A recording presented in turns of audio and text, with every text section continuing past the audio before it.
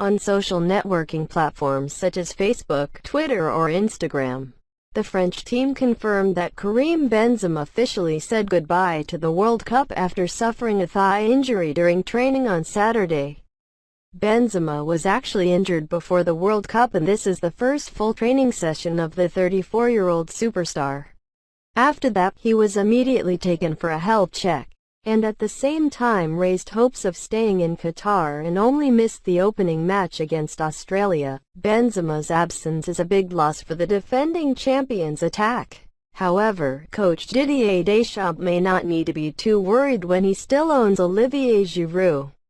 The 36-year-old striker, who once worked with Mbappe and Griezmann, successfully led France to win the World Cup in 2018 and will not miss the opportunity to score with Deschamps if trusted.